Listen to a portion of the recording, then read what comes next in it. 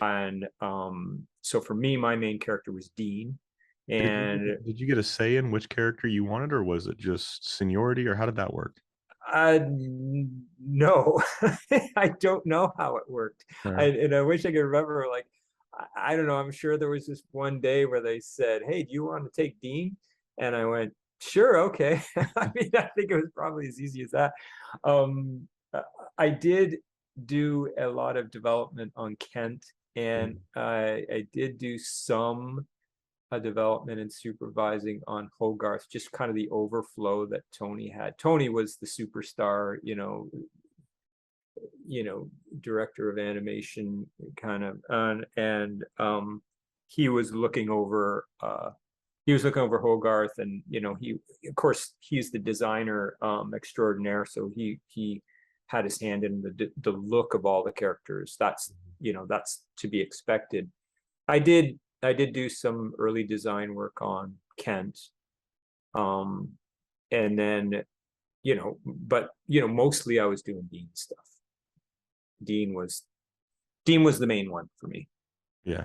He had a very, I'm pretty sure you've seen this analogy, but a very Jeff Goldblum-esque vibe to him. Like whenever I look at him, like if they do a live action and they could capture, well, I mean, Marvel did it with the de-aging where they put Robert Right. Jr. and they made him look a hell of a lot younger. I think they could do it with old Jeff Goldblum or even David Duchovny. I think David Duchovny would be a fantastic There Dean. is another one. I think that, early on, I think very early on, they wanted Vince Vaughn to do his Really? voice. Yeah, and that was the guy that they were going to do. I actually think, I may be wrong. There was a very, very brief time that George Clooney might have been in there somewhere too, but I think he'd be a he good didn't Dean. he didn't have the swagger, and um but Vince Vaughn was the one they approached first, I believe, and he turned it down. Um, and then they found the perfect voice for him. I mean, geez, after that. So it all worked out great, you know. Yeah. There's there was a lot of things that were going on with Dean. Dean was the last character developed. He was the last. All the other characters, um, all the other characters were designed. I mean, obviously, well, maybe it's not obvious, but to I guess maybe to your listeners that aren't super familiar with the development process, there's a lot of drawings and a lot of time that goes into how those characters look. Hogarth went through a number of different iterations, Mhm. a whole bunch of them, slowly going this way and that way. And I do have a little story about that. I'll get to in a sec. But I think that I'm saying this through observing Tony as he was, supervising the design of it. It seemed like Kent was nailed fairly quickly, and Annie took, you know, slightly longer than Kent, but it felt like they landed on her design fairly quickly. Hogarth, man, they went so many iterations, and there was only a couple for Dean. But like I said, they had Hogarth, Annie, and Kent, and then they had this kind of foggy thing that was a Dean character, and everybody else is, and there was story, sequences are going into production. It's like, okay, well, and finally it was like, okay, this is what he looks like, and this is what he is. And so there was a there was kind of a lot of stuff that went into Dean's character and his role in the movie, and he had to fit in he had to fit into a movie that almost felt like it was kind of, the story was going along, and then he was kind of like, what do you call it, like dropped into it, Yeah. you know and so, there was one, that speaks to how you make him react, and he's a character that's reacting a lot in the movie to this crazy shit that's going on. um and but also he has a certain personality where you know, he's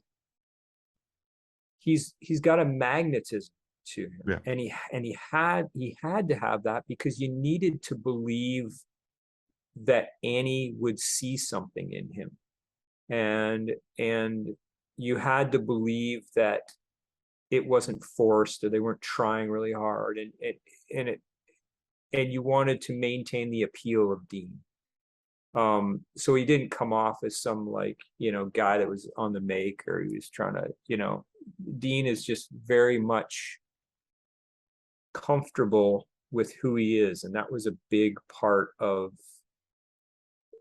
it's partly thematic for the movie, right? You are who you choose to be, Mhm. that sort of Yeah. thing. I know that, there's the really, while we were making the movie, the thematic thing that went through was you are who you choose to be. Um, I know that Brad has said since then in interviews, like, there was a thematic thing of, what if a gun has a soul? Yeah. It, that kind of came later, though. When we were working on it, it was like the idea of you are who you choose to be. Um, and Dean had to have all these things, and he had to do them in a very subtle way all the way through the picture. So it was a kind of I was going to say it's a challenge, but it was a thing. You had to really be aware of how you were making them act and how you were making them react. It was real important, to finesse how he was acting and reacting to things, because he did have this kind of subtle but strong role in the movie, in the Yeah. story. He's a very fun character. I mean, there's a couple scenes that I point to whenever. So this is the scene I knew this movie was something special, and it's not something that I picked up on when I was younger. It was something that I picked up on way later when I started to look at animation a lot differently than I did when I was a kid, like most people do. Once you become an adult, or once you become super hooked into something, whether it's comic books, sports, Mm-hmm. movies, film, music, Mm-hmm. whatever it is, you tend to look at things from a different view, right? You look at them, not for just what we're seeing. Like, what was the context behind that? What was the reasoning they did that? Why did he do or she do this, that, the other with their hair, their eyes? Why did they do this, right? Right. So it wasn't until I want to say about 10 years ago, give or take, so I'm on, a deployment, I'm watching this movie, and the train sequence happens, and you see the little nod to Disney, right? Brad Uh-huh. Bird with Frank and Ollie, and Right. I'm like, no. So I rewound it, and then I Uh-huh. remember seeing a picture with them where they were, tinkering around with the train and stuff like that in the back of their house, and I think they had probably just passed at that point, so it might have been an article I had read, and it was a picture of, them on the train and shit, and I was like, this son of a bitch did it. He just tied in people that he looked up to when he was doing his Disney run, so Uh-huh. Frank and Ollie. So it was such a beautiful moment. It was so touching. But getting back to Dean for just a sec, that was the scene Mm-hmm. that really sold it on me about, like I said, 10, 15 years ago, whatever it was. Well, but Brad had worked, when he was young, he worked at the Disney Yeah. studio, and he worked with all those guys. I mean, he worked directly under Milt Kahl for a Mm-hmm. while, so he was around all those guys. He's a real animation geek, and he's had the experience with those guys. Oh, So absolutely, yeah, man. yeah. So just seeing that little nod to, I love seeing, and it's come up so many times in these podcasts. Like, I love seeing when you guys take a scene and you put something of yourself in a background, or you put something of yourself into that scene, Mm-hmm. something that's personable. Somebody that might not pick it up, like a regular fan might not pick it up, but you'll always see it. And somebody that they know they will see that, like, oh shit, man, Chris did this one because I see that little thing he put in the background. So whenever I could Yeah. see something like that, it makes it more sentimental. It makes it mean something, right? So seeing that, I was like, oh, that was his love letter. And this is what this podcast is. This podcast is a love letter to you guys. It's a love letter to animation. Mm-hmm. and comic books, because you guys elicited a feeling in me at such a young age, and that translated into an adulthood. And I get to share these movies, these experiences, these stories, not only with everybody that listens and watches the show. Thank you for watching and listening, ladies and gentlemen. But I get to share it with my kids as well, right? So Hmm. it's something special that I really hold on to. Right. And going back, like I said, going back to Dean, what I absolutely love, just Dean, I don't want to say he was the comic relief, but he had so many scenes in there where there was a shit ton of tension, or there was a shit ton of like, oh, there's a lot of stuff going on. There's a 200-foot robot out here, right? And then it's Hmm. just the first scene I see Dean in, where it's not the squirrel, right?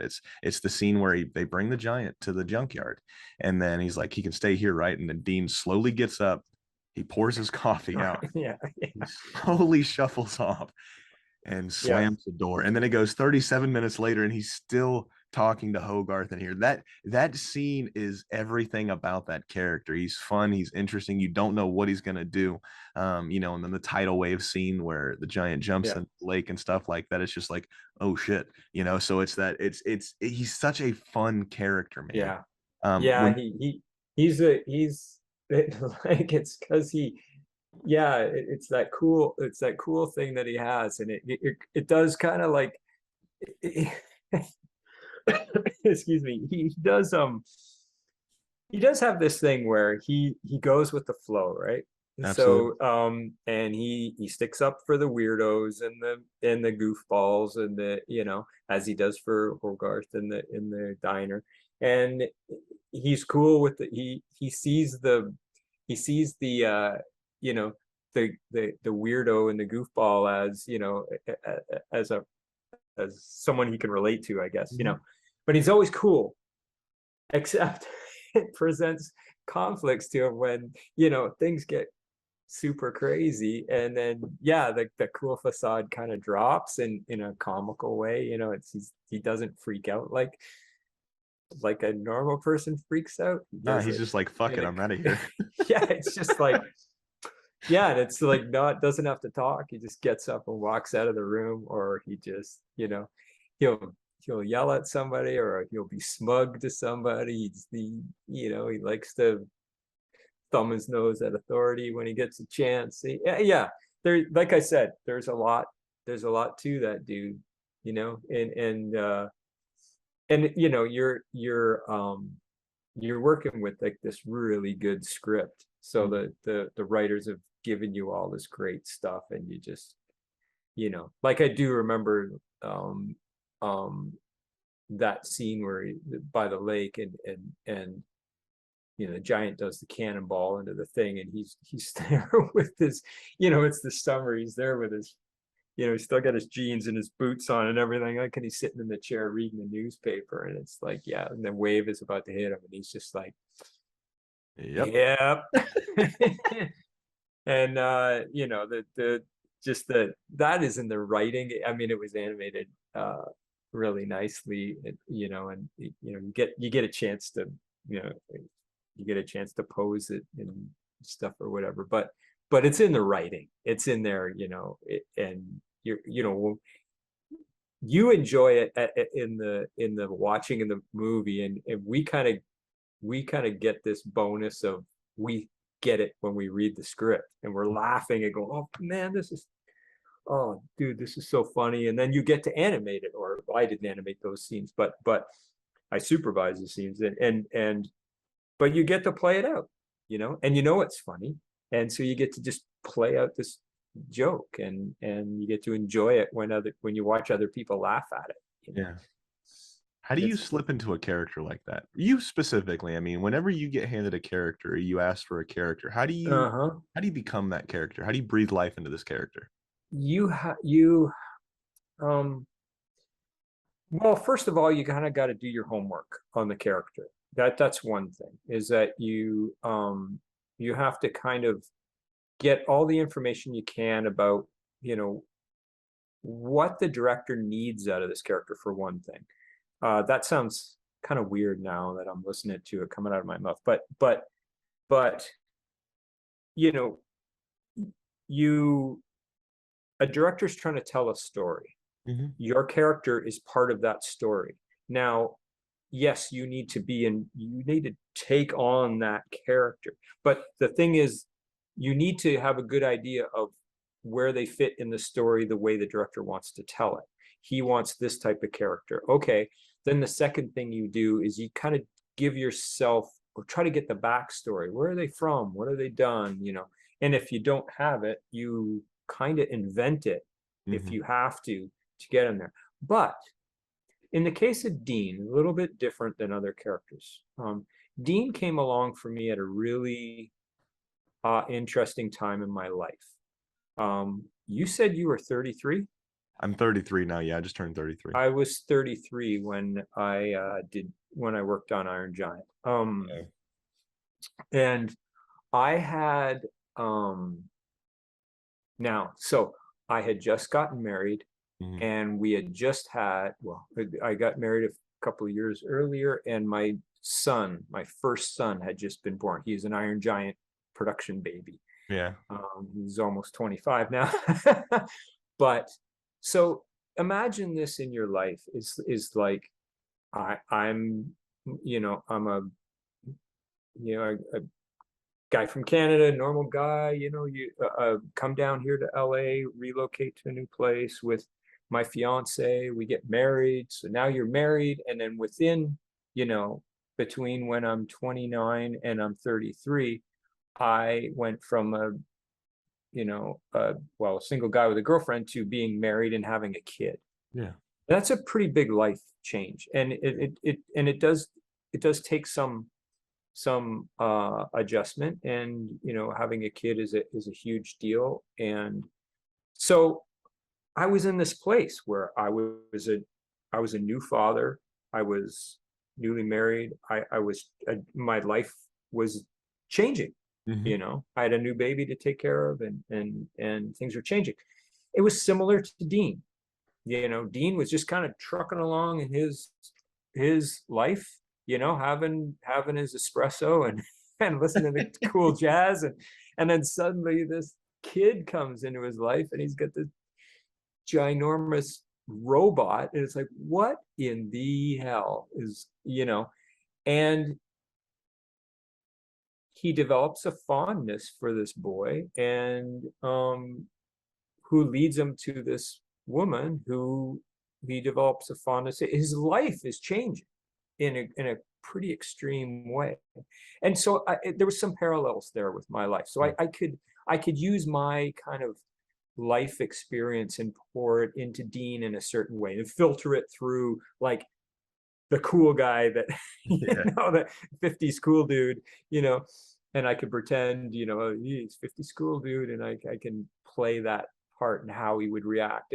And so I could put a little bit of my life experience into the character. And that for Dean, that's what I did, you Hmm. know. And so there's a little bit of that in there. There's a little bit of just, your experience that you have just in the industry and as an animator, what you think would work. It's kind of the same as what an actor would do. If you get acting chops that you're able to kind of gather over the years, you can kind of get them and mold them into something you can inject into a character, and it's going to kind of work a certain way. But the real truthfulness of it comes, and the uniqueness comes from your own life experience and your own perspective, and you're trying to put a little bit of that in. You're trying not to do the cliche stuff, and you're trying not to do what everybody else does. You're trying to make it unique. So that's where it comes from. It's work, but it's really rewarding when it pays off. And and all my career, that's kind of what I've tried to do when I've taken on characters. It's just you try to find whatever kind of unique thing you can put in there, and say something a little bit differently, or in a little bit different way that might resonate with people.